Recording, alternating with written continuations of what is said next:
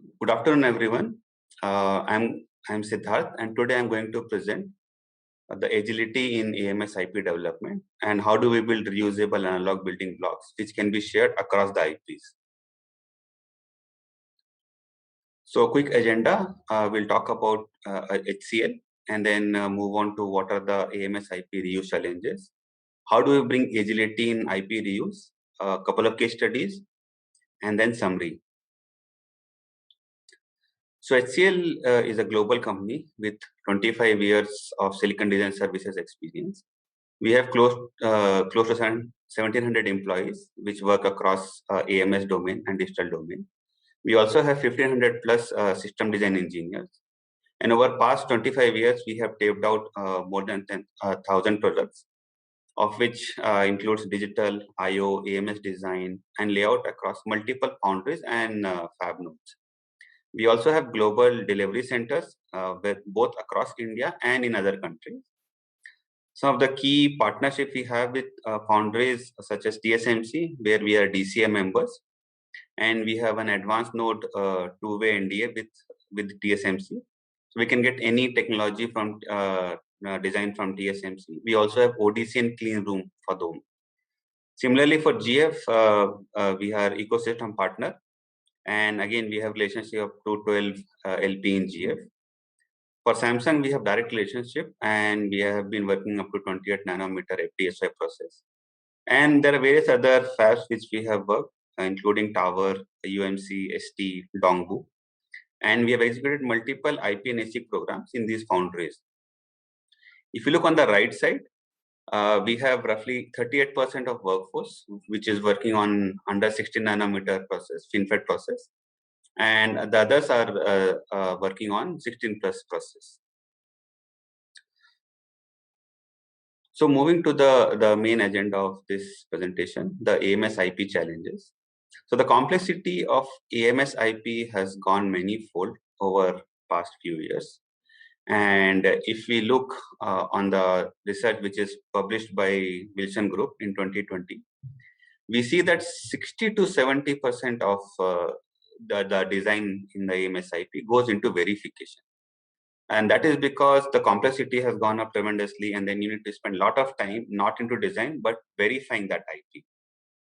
And then there is always a continuous push to improve either power or performance or area. And eventually what happens is all those push forces you to modify your schedule. And the second graph here shows that barely 30% of these IPs meet the targeted schedule, which means roughly 70% are off the target, which in the end impacts your bottom line, because if you're missing a schedule, everything else gets pushed out and at the end it hits the bottom line. Another challenge with AMS IP design is the respin, because once you design an IP, you have to qualify the silicon. And once you're qualifying the silicon, there are always some things which get missed, which causes a respin. And again, if you look at the graph at the bottom, roughly 40% of those come from an analog respin, because the analog tuning did not go well. It can be because, not just because of design, it can be because the process parameter got changed, they were not modeled accurately when we are running the simulations, and eventually it causes a respin. So the core concept here is that if you have an IP which is silicon proven, you don't want to change it. You just want to reuse it as much as possible. Now, reuse is not a very simple thing, right? So if you look the requirement of analog blocks over past few years, they have increased significantly. Even a basic SoC have 6 plus complex analog blocks. And if we go to multi-core, multi-thread processor kind of environment, there are more than 8 blocks, and they are across different protocols. It can be also power management, and there are various other factors which come into the analog design.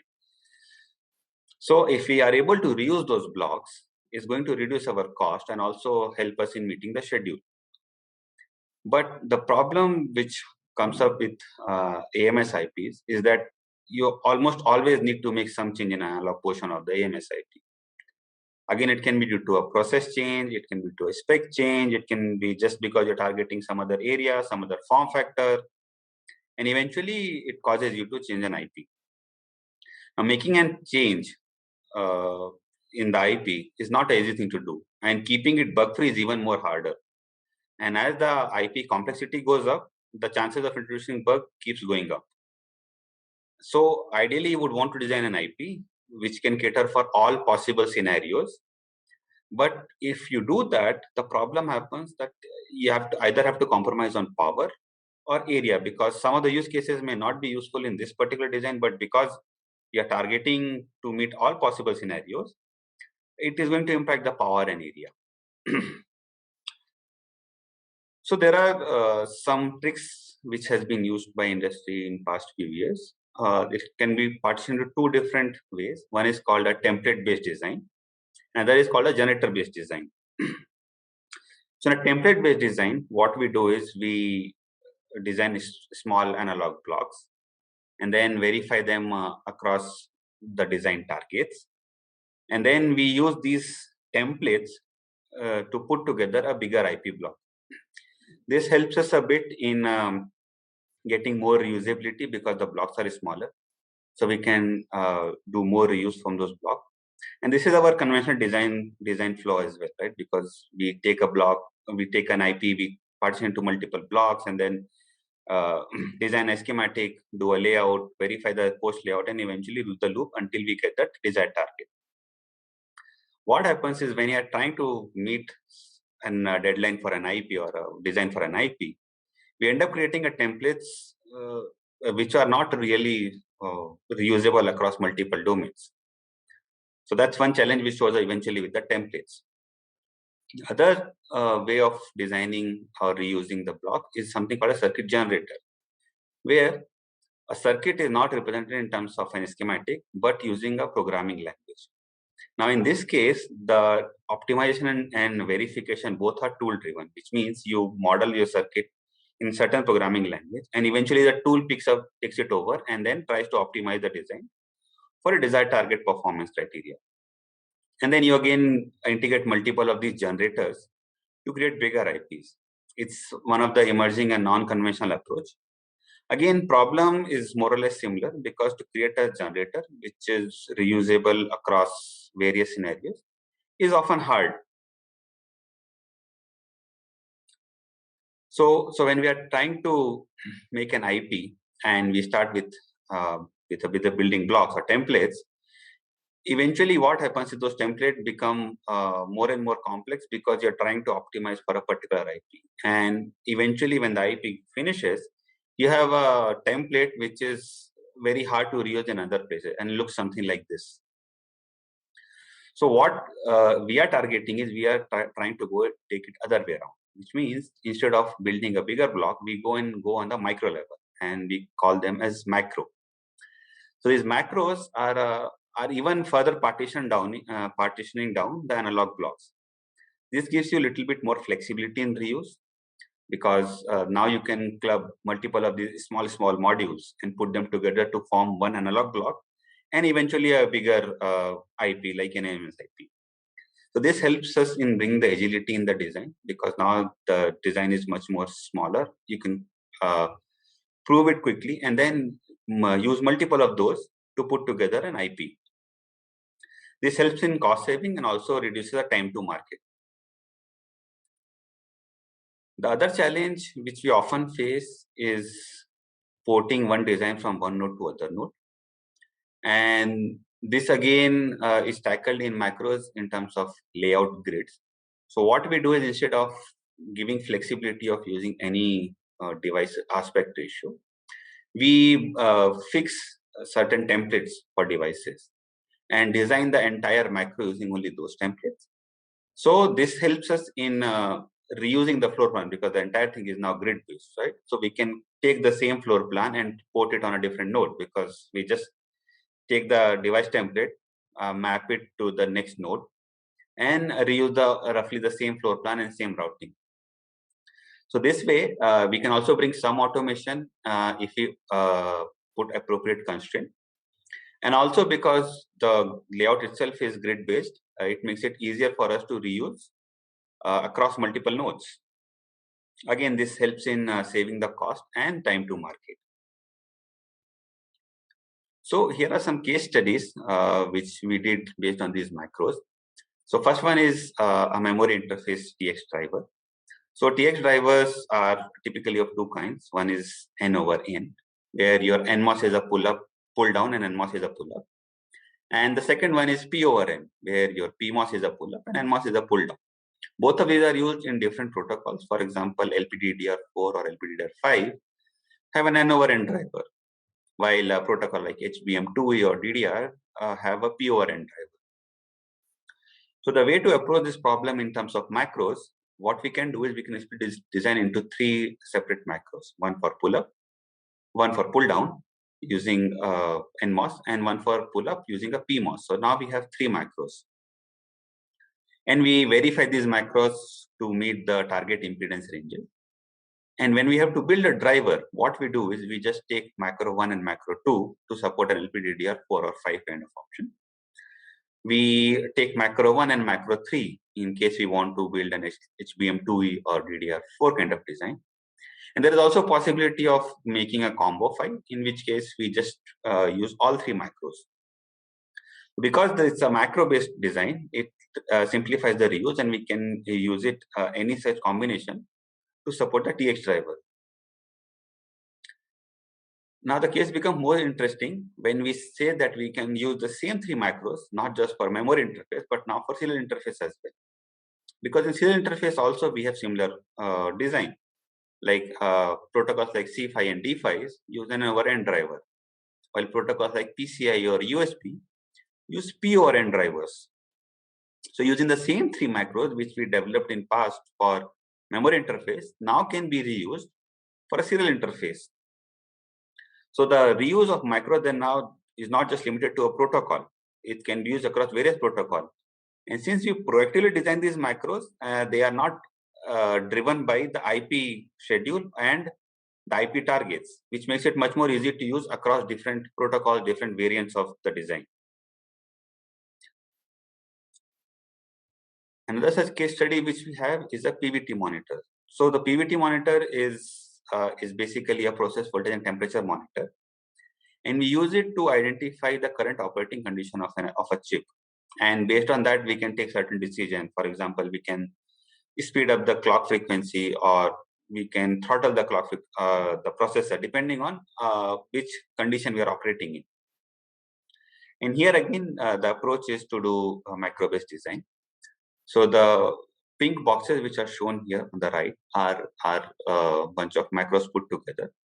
Again, each box itself contains few macros together to make a bigger analog block. For example, if you look at bandgap, bandgap has two macros here. One is for core itself, and then other is for compensation. Now, the reason to partition is something like this is because when we are designing a bandgap, there are trade-off between between the PSRR, between the startup time, between the area. So what we did was we kept those two macros separate, which means based on your requirement for the startup and for the PSRR requirement, we can selectively put right compensation macro. Similarly, for ADC, it's split into macros like CDAC. We have a macro for comparator, and then we have macro for SAR logic. Again, similar concept can be applied here also. For different requirement, we can plug in different macros for ADC and build up a 10-bit SAR ADC. With this approach, we created one of the best-in-class PVT monitor with a very quick turnaround time, because we just plugged these macros together to create an IP like this. Now the same macro, the process monitor which we had in the previous design, we can reuse it in a very different use case, which is to use it as a time to digital converter, which is a gated oscillator. And what it does, it tries to find the width of a pulse in terms of the counter value. Since we already have a process monitor which tracks the process very closely, we can reuse the same process monitor to also use it as a time to digital converter. And now, because we are using macro, it makes our design simple. And it also shows that macro cannot are not only limited to one particular type of design or one particular type of protocol. These are very different design problems. One is a process monitor design, another is a time to digital converter. But because we have a macro which is on a much smaller level, we can quickly reuse that design and then bring agility in developing AMS IPs. So in summary, what we understand is that reuse is very important in a AMS IP design. And if we can reuse as much as possible, we can cut down our, one is our cost. Another is also make it quick to assemble and quick to reuse. And if we try to address a problem by creating a bigger IP to cater all possible scenarios, it at the end impacts our power and area, which is not something which we intend to do. So what we do is, instead of picking a bigger block, we go on a smaller micro level and call them a macro building blocks. And if we partition analog block correctly, we can reuse that macro into multiple use cases, not just for that particular IP or that particular protocol, but it could be used across multiple different use cases using the same macro design. So once we bring the concept of macro in place, we can reduce our turnaround time, and we can also reduce our cost. But to do that, we also have to have a macro library available for us to design. So on the right side, it's a sample macro library which we are working on.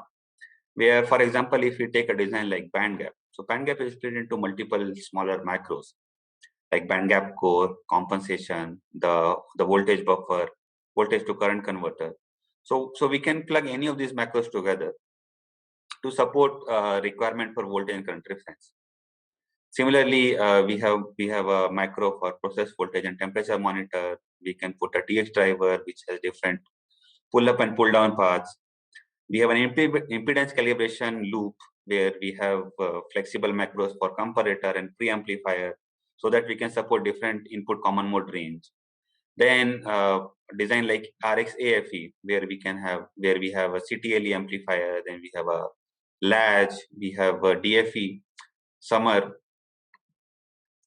So using such things, we can create a micro library and then put all these macros together to support a much bigger AMS IP, at the same time reducing our turnaround time. Thank you.